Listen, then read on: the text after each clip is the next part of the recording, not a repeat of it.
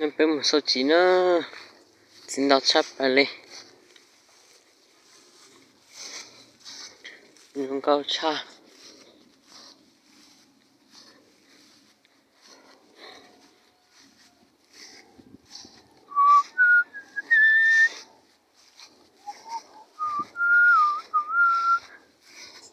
hai trăm ba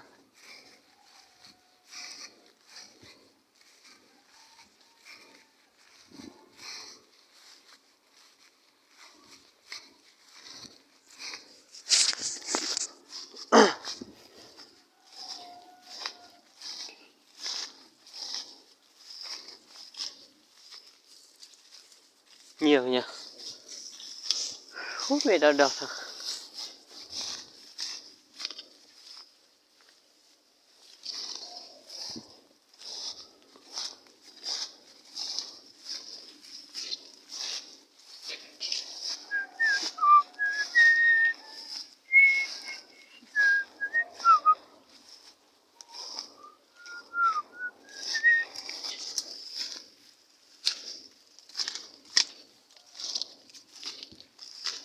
Ui, to đấy.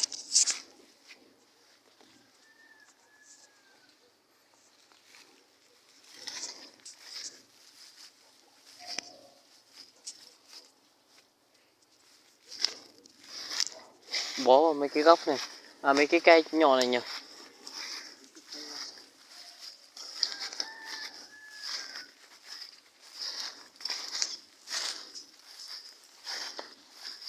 Như cái vùi đất này tôi là trùng bưởi hay sao ấy?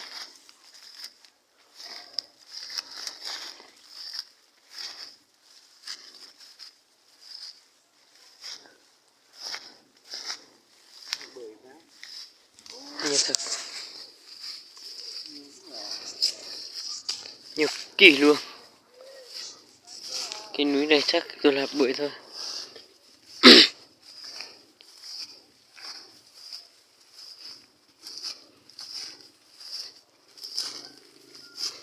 Trời, nhiều như gì ấy.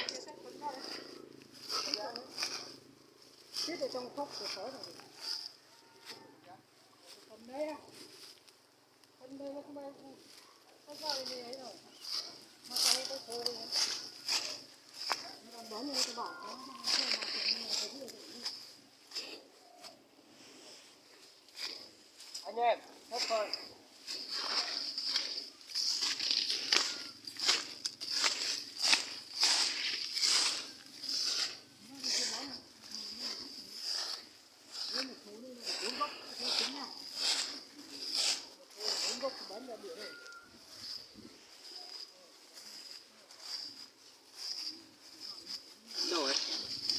Đi sang hả?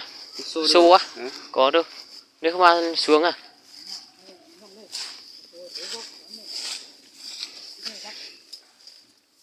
Rắc những quả là được. Đấy hiểu. Rắc lên được hết. Hết thì lại ra đây tháng nào bón tháng nào khi ra sách phần khi ra nhá. Cái đấy sẽ rua, cái đấy bón một số thì 4 gốc. Phát tít phải trồng. Một người đang bón trồng không nào bón trồng. Cái cà theo, cái rua có găng tay không? Không có găng tay đâu. Nhưng sao đồng bằng nhá. Thôi được cái đây đi xe máy thì phải cân găng tay. Đi vào đi, không có xôi đây. Đấy vừa mâm mà đã cay. Đây giờ hai thằng này kéo một cái ấy vào, một cái này vào. Chỗ đó rồi. Cái lần lượt nha, bón gốc nào hết gốc về kia hỗn này. đừng bón những quả nhá. Không bón những quả là được.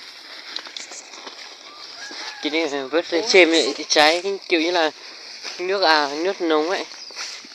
Mấy cái cỏ này mình phu ra, mình làm thế này, cái cỏ này chết hết luôn.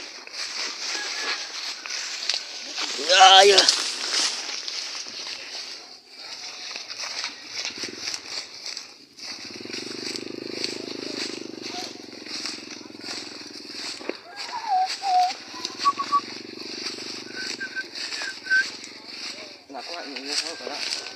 Mệt. Cái tôi này cũng phải lá nhỉ. Cái nhỏ này. Một số là bu gốc rồi à? Ừ? Một số của nó là bu gốc rồi à? Chả biết, chắc thế thôi.